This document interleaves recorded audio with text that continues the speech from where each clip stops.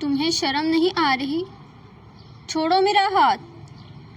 تپتی دوپہر میں لاہور کا وہ مصروف بازار ہمیشہ کی طرح لوگوں سے بھرا ہوا تھا، جہاں آوازوں کے شور میں کسی کی پکار سننا مشکل تھا۔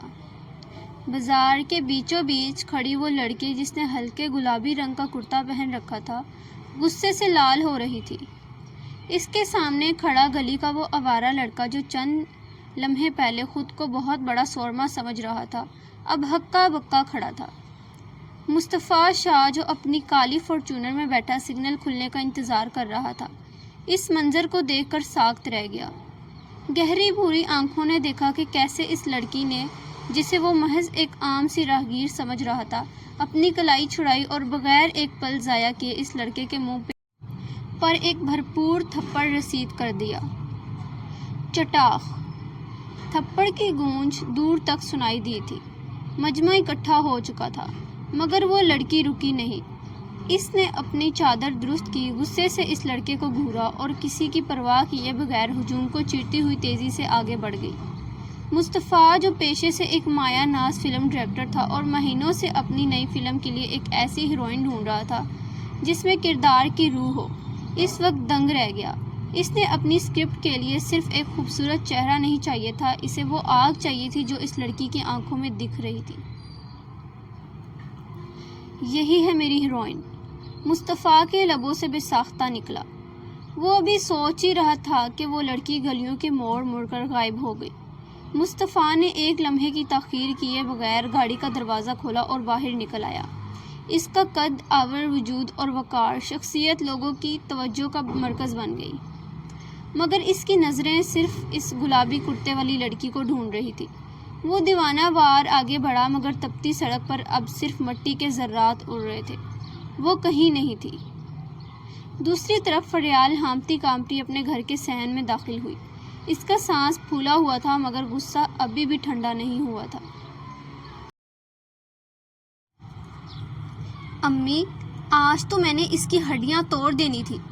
وہ تو بھلا ہو اس کی قسمت کا کہ مجھے دیر ہو رہی تھی۔ اس نے جوتے اتار کر زور سے دیوار کے ساتھ ٹکائے۔ اس کی ماں زبیدہ بیگم، جو باورچی خانے میں سالن کو تڑکا لگا رہی تھی، باہر نکل آئی۔ ہائے اللہ، پھر کسی سے لڑ کر آئی ہے؟ فریال، لڑکی بنو، پہلوان نہ۔ توبہ ہے میری، 11ویں کے پیپر دے کر فارغ ہوئی ہے اور ابھی سے پورے محلے میں مشہور ہے کہ فریال سے بچ کر رہو۔ امی، جو بدتمیزی کرے گا وہ تھپڑ ہی کھائے گا نا۔ فریال نے کچن سے پانی کا گلاس بھرا اور گھٹا گھٹ پی گئی۔ اور ویسے بھی آپ کی بیٹی چلبلی ہے، کمزور نہیں۔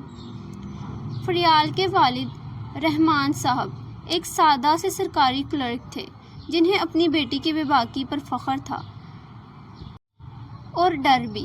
فریال گھر میں سب کی لاڈلی تھی، اس کی شرارتیں اور اس کی زبان کی تیزی پورے گھر کی جان تھی۔ مصطفیٰ شاہ جب اپنے شاندار بنگلے میں داخل ہوا تو اس کے چہرے پر ایک عجیب سی بے چینی تھی۔ اس کی چھوٹی بہن مریم، جو اس وقت اپنا کالج بیگ صوفے پر پھینک رہی تھی، اپنے بھائی کا موڈ بھانپ گئی۔ کیا بات ہے بھائی جان، آج تو آپ دی گریٹ ڈائریکٹر کم اور کسی کھوئی چیز کے متلاشی زیادہ لگ رہے ہیں، مریم نے شرارت سے پوچھا۔ مصطفیٰ صوفے پر ڈھہ گیا اور سر پیچھے ٹکا کر آنکھیں بند کر لی۔ مریم، آج میں نے اسے دیکھا۔ اسے؟ کسے؟ مریم نے چونک کر پوچھا۔ اپنی ہیروئن کو۔ وہی بے باکی، وہی تیزی، لیکن وہ ہاتھ نہیں آئی، مصطفیٰ نے دھیمی آواز میں کہا۔ اس وقت ان کی والدہ بیگم ہاجرہ شاہ کمرے میں داخل ہوئی۔ وہ ایک رعبدار خاتون تھی جن کا تعلق ایک جاگیردار گھرانے سے تھا۔ مصطفیٰ، پھر وہی فلموں کی باتیں؟ بیٹا، تمہارے والد چاہتے ہیں کہ اب تم بزنس سنبھالو، یہ ایکٹریس ڈھونڈنا ہمارا خاندانی کام نہیں ہے۔ امی، یہ میرا جنون ہے، میرا فن ہے، اور آج میں نے جو فن دیکھا ہے وہ کسی اسٹوڈیو میں نہیں، سڑک پر تھا، مصطفیٰ نے سنجیدگی سے جواب دیا۔ اگلے دن فریال اپنی دوست کے ساتھ دوبارہ اسی بازار کے قریب ایک کتابوں کی دکان پر کھڑی تھی۔ وہ اپنی ناول لکھنے کے شوق کے لیے کچھ ڈائریاں خریدنا چاہتی تھی۔ یار فریال، کل والا لڑکا واقعی بہت بدتمیز تھا، اس کی دوست زویا نے کہا۔ چھوڑو اسے تو میں نے مزہ چکھا دیا، فریال نے لاپرواہی سے شانے اچکائے۔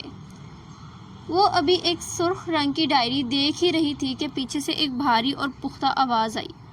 تھپڑ کافی زوردار تھا۔ فریال بجلی کی تیزی سے مڑی۔ سامنے ایک لمبے قد کا گہرا سرمئی شرٹ پہنے انتہائی وجیہہ اور سنجیدہ شخص کھڑا تھا۔ یہ مصطفیٰ تھا۔ فریال نے اسے اوپر سے نیچے تک گھورا۔ آپ کون؟ اور آپ کو میری بہادری پر تبصرہ کرنے کی ضرورت کیوں پیش آئی؟ مصطفیٰ کے لبوں پر ایک ہلکی سی تقریباً نامحسوس مسکراہٹ آئی۔ تبصرہ نہیں، تعریف کر رہا ہوں۔ ویسے غصہ ناک پر ہی رہتا ہے یا کبھی کبھی اتار بھی لیتی ہیں؟ او ہیلو! فریال نے ایک قدم آگے بڑھ کر انگلی اٹھائی۔ بڑے آئے تعریف کرنے والے۔ شکل سے تو آپ کسی بڑے گھرانے کے چشم و چراغ لگتے ہیں، لیکن باتیں کسی سڑک چھاپ کی طرح پنچ لائنیں مار کر رہے ہیں۔ راستہ چھوڑیں میرا۔ مصطفیٰ حیران رہ گیا۔ اس کی انڈسٹری میں لڑکیاں اس کی ایک جھلک دیکھنے کے لیے ترستی تھی، اور یہاں یہ پٹاخہ اسے سڑک چھاپ کہہ رہی تھی۔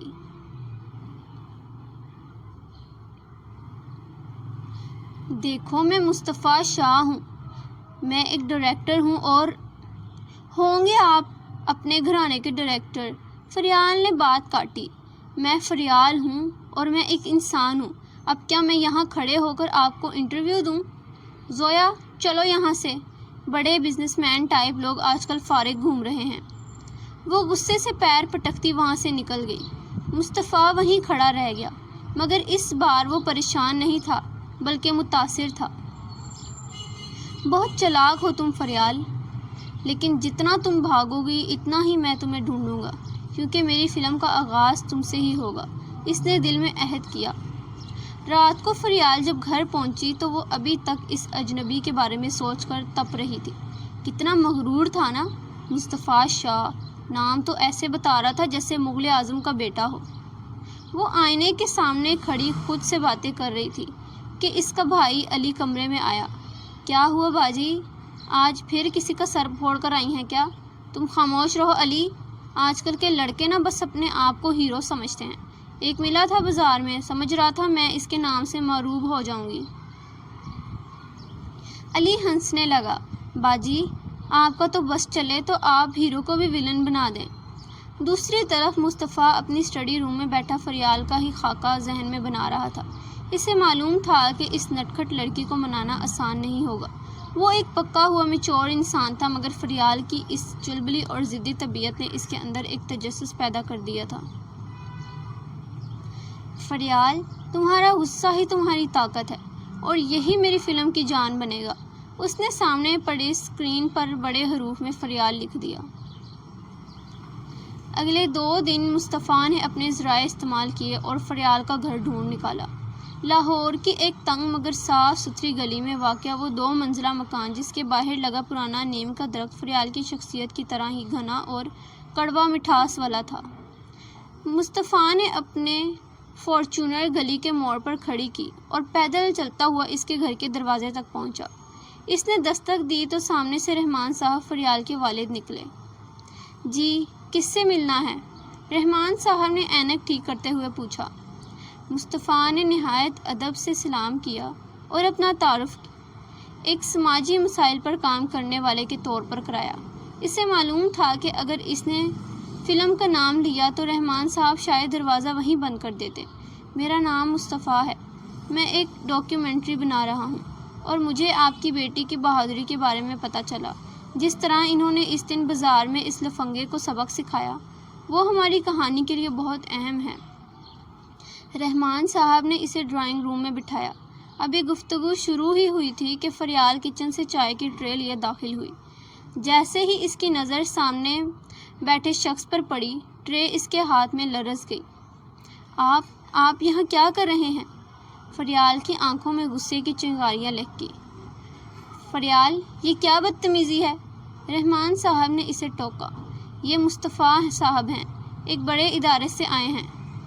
کچھ نہیں بابا، یہ وہی ڈائریکٹر صاحب ہیں جو کل بازار میں مجھ پر تبصرے کر رہے تھے۔ فریال نے ٹرے زور سے میز پر رکھی۔ دیکھیے مسٹر شاہ، میں کوئی ماڈل یا ایکٹریس نہیں ہوں۔ آپ اپنی فارچونر ریورس کریں اور یہاں سے چلے جائیں۔ مصطفیٰ نے سکون سے چائے کا گھونٹ بھرا۔ میں یہاں آپ کو ایکٹریس بنانے نہیں، ایک سچ دکھانے آیا ہوں۔ آپ نے اس دن جو کیا وہ محض ایک تھپڑ نہیں تھا، وہ ان ہزاروں لڑکیوں کی آواز تھی جو روزانہ ہراساں ہوتی ہیں اور خاموش رہتی ہیں۔ کیا آپ نہیں چاہتی کہ آپ کا یہ حوصلہ باقی لڑکیوں تک پہنچے؟ فریال ایک لمحے کے لیے خاموش ہوئی، مگر اس کی انا ابھی بھی آڑے تھی۔ تقریریں اچھی کر لیتے ہیں آپ، مگر مجھے ان سب میں کوئی دلچسپی نہیں ہے۔ لیکن مصطفیٰ کا تیر نشانے پر لگ چکا تھا۔ رحمان صاحب جو ایک اصول پسند انسان تھے، مصطفیٰ کی باتوں سے متاثر نظر آ رہے تھے۔ اگلے چند دن مصطفیٰ نے فریال کے گھر آنا جانا جاری رکھا۔ کبھی رحمان صاحب کے لیے کوئی نایاب کتاب لے آتا تو کبھی علی، فریال کے بھائی کے ساتھ کرکٹ کی باتیں کرنے لگتا۔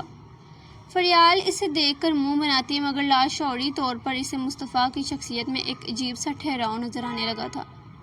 ایک شام جب مصطفیٰ واپس جا رہا تھا، اسے گلی کی نکڑ پر وہی لڑکا نظر آیا جسے فریال نے تھپڑ مارا تھا۔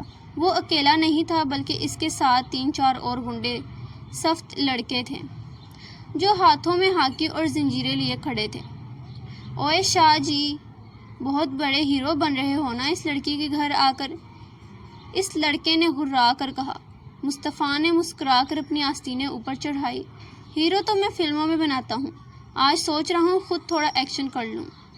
لڑائی شدید تھی۔ مصطفیٰ اکیلا تھا مگر اس کی جسامت اور مہارت ان پر بھاری پڑ رہی تھی۔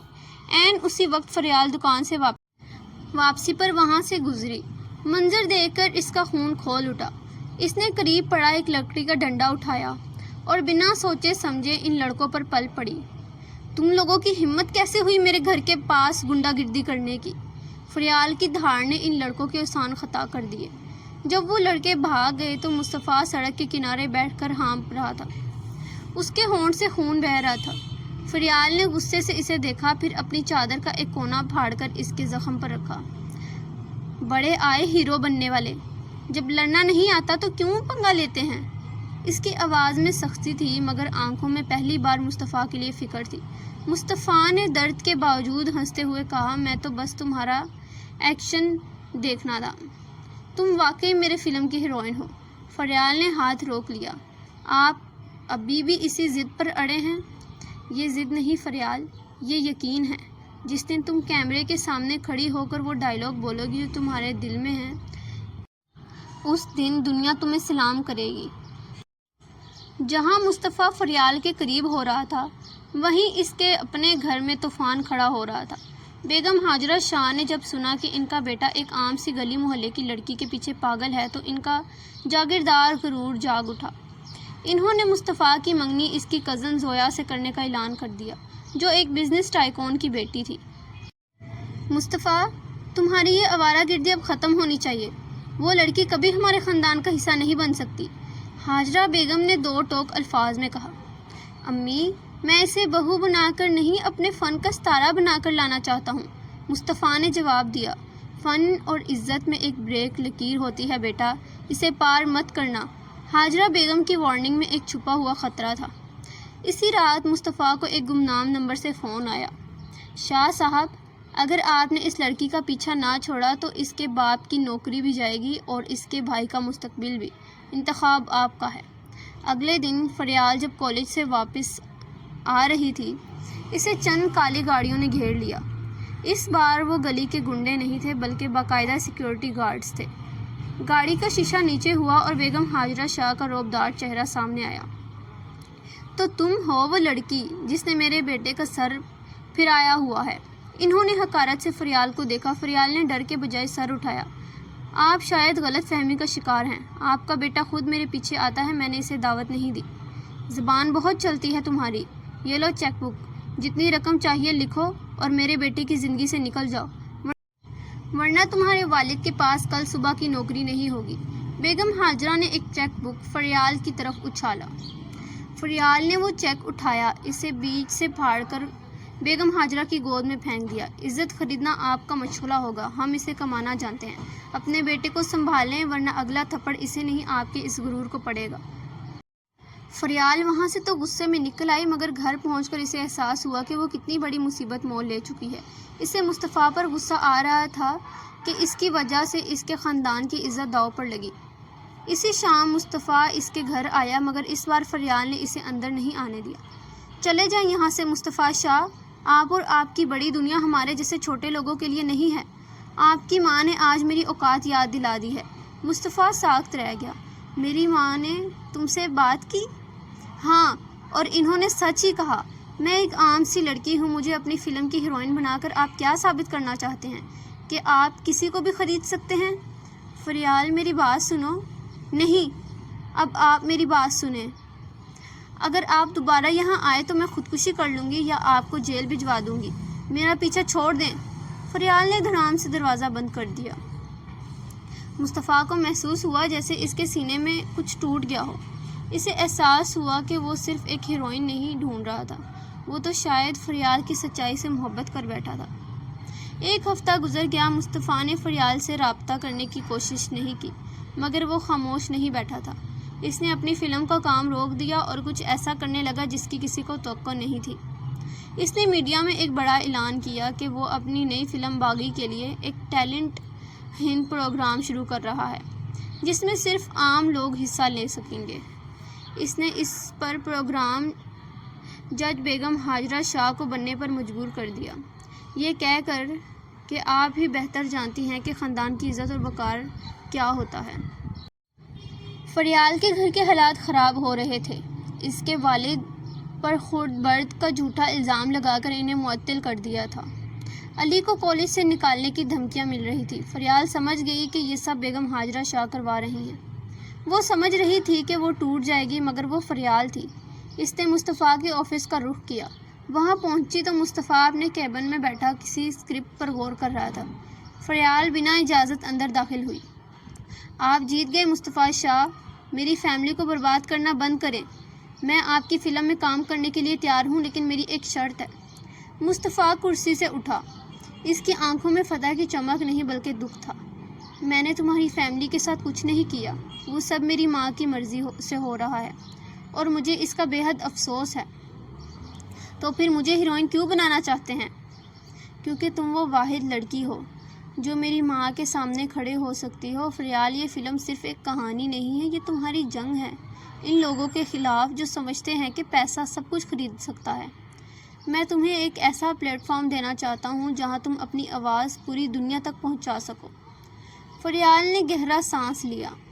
ٹھیک ہے، میں فلم کروں گی، مگر جس دن شوٹنگ ختم ہوگی میرا اور آپ کا رشتہ بھی ختم ہو جائے گا۔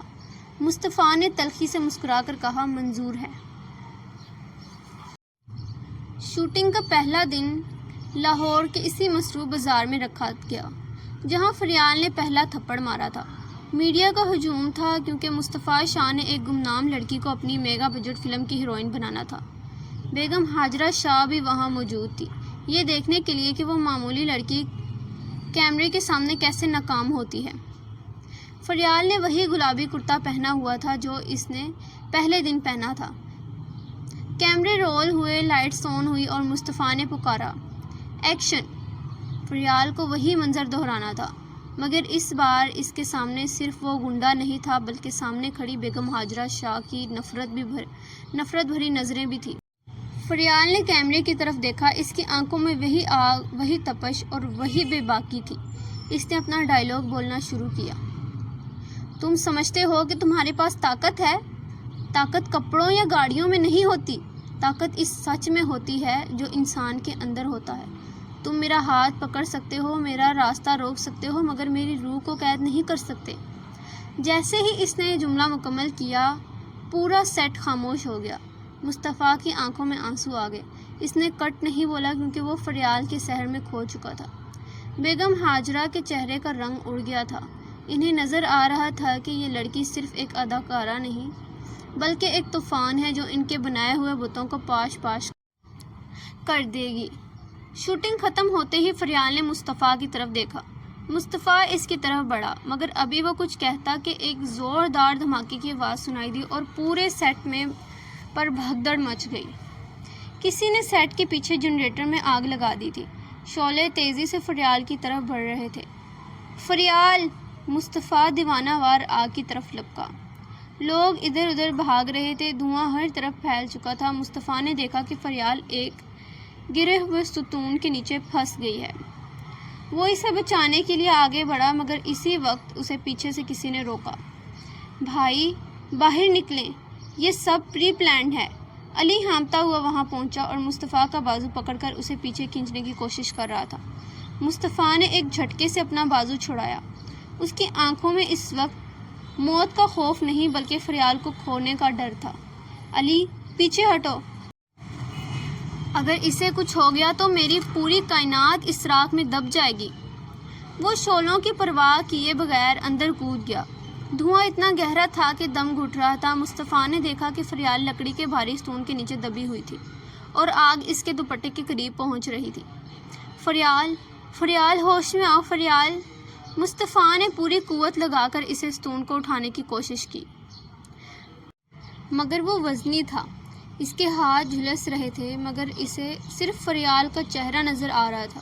آخر کار ایک آخری زور لگا کر اس نے ستون ہٹایا اور فریال کو اپنی باہوں میں بھر لیا۔ جب وہ اسے لے کر باہر نکلا تو اس کے اپنے بال اور قمیض جھلس چکے تھے۔ بیگم ہاجرہ شاہ جو دور کھڑی یہ منظر دیکھ رہی تھی، اپنے بیٹے کی حالت دیکھ کر چیخ پڑی۔ ان کا غرور اس وقت زمین بوس ہو گیا جب انہوں نے دیکھا کہ ان کا اکلوتا بیٹا ایک عام لڑکی کی خاطر اپنی جان داؤ پر لگا چکا تھا۔ ہسپتال کے کوریڈور میں خاموشی تھی۔ فریال خطرے سے باہر تھی، مگر اسے معمولی چوٹیں آئی تھیں۔ مصطفیٰ کے ہاتھوں پر پٹیاں بندھی ہوئی تھیں، مگر وہ فریال کے کمرے کے باہر پتھر کا بت بنا بیٹھا تھا۔ بیگم ہاجرہ شاہ قریب آئی اور مصطفیٰ کے کندھے پر ہاتھ رکھا۔ مصطفیٰ نے نظریں اٹھا کر اپنی ماں کو دیکھا۔ ان کی آنکھوں میں اس بار نفرت نہیں بلکہ ندامت تھی۔ مصطفیٰ، مجھے معاف کر دو بیٹا، میں نے اس حد تک جانے والے لوگوں کو شے دی۔ وہ رو پڑی۔ جس لڑکی نے تمہیں بچانے کے لیے اپنی جان کی پرواہ نہیں کی۔ سٹ پر لگنے والی آگ دراصل بیگم ہاجرہ کے کرندوں کی شرارت تھی، جو صرف ڈرانے کے لیے تھی، مگر وہ بے قابو ہو گئی۔ میں اسے پہچاننے میں غلطی کر گئی، مصطفیٰ نے دھیمی آواز میں کہا۔ امی، فن انسان کو سچائی دکھاتا ہے اور فریال وہ سچ ہے جو میں نے اپنی زندگی میں پہلی بار دیکھا۔ 3 ماہ بعد لاہور کا سب سے بڑا سنیما ہال روشنیوں سے جگمگا رہا تھا۔ فلم باغی کا پریمیئر تھا۔ ریڈ کارپیٹ پر میڈیا کا ہجوم تھا، مگر سب کی نظریں اس جوڑی پر تھی جو ابھی گاڑی سے اتری۔ مصطفیٰ شاہ سیاہ سوٹ میں نہایت پروقار لگ رہا تھا اور اس کے ساتھ فریال تھی، جس نے وہی ہلکا گلابی رنگ کا لباس پہن رکھا تھا، مگر اس بار وہ سوتی نہیں بلکہ ریشمی تھا اور اس پر قیمتی کڑھائی تھی۔ اس کی آنکھوں کی وہ آگ اب ایک ستارے کی چمک میں بدل چکی تھی۔ بیگم ہاجرہ شاہ خود آگے بڑھی اور فریال کے ماتھے پر بوسہ دیا۔ آج تم صرف مصطفیٰ کی ہیروئن نہیں ہو، اس گھر کی عزت ہو۔ فریال نے مسکرا کر مصطفیٰ کی طرف دیکھا۔ فلم شروع ہوئی تو ہال تالیوں سے گونج اٹھا، مگر ان دونوں کے لیے سب سے بڑی کامیابی وہ نہیں تھی جو اسکرین پر ہو رہی تھی، بلکہ وہ تھی جو ان کے دلوں میں پنپ رہی تھی۔ فریال راتوں رات سٹار بن گئی، مگر اس نے اپنی سادگی نہیں چھوڑی۔ رحمان صاحب کی معطلی ختم کر دی گئی اور انہیں ان کی ایمانداری کا صلہ ملا۔ ایک شام مصطفیٰ اور فریال اسی پرانے بازار کے نکڑ پر کھڑے تھے جہاں ان کی پہلی ملاقات ہوئی تھی۔ تو اب آپ کا کیا ارادہ ہے؟ فریال نے شرارت سے پوچھا۔ اگلی فلم کے لیے نئی ہیروئن کب ڈھونڈ رہے ہیں؟ مصطفیٰ نے فریال کا ہاتھ تھاما۔ اس بار فریال نے ہاتھ چھڑایا نہیں بلکہ مضبوطی سے پکڑ لیا۔ مجھے زندگی بھر کے لیے اپنی ہیروئن مل گئی ہے، اب مجھے کوئی اور اسکرپٹ نہیں لکھنا، بس تمہارے ساتھ اپنی زندگی کی کہانی مکمل کرنی ہے۔ فریال ہنسی، وہی چلبلی اور کھنکتی ہوئی ہنسی۔ لیکن یاد رکھیے گا، اگر کبھی ڈائریکٹر بننے کی کوشش کی تو میرا ہاتھ ابھی بھی بہت چلتا ہے۔ مصطفیٰ نے قہقہہ لگایا۔ وہ تو مجھے عمر بھر یاد رہے گا۔ سورج ڈھل رہا تھا اور لاہور کی مصروف سڑکوں پر ایک نئی کہانی کا آغاز ہو چکا تھا، ایک ایسی کہانی جہاں غرور ہار گیا تھا اور سچائی، فن اور محبت کی جیت ہوئی تھی۔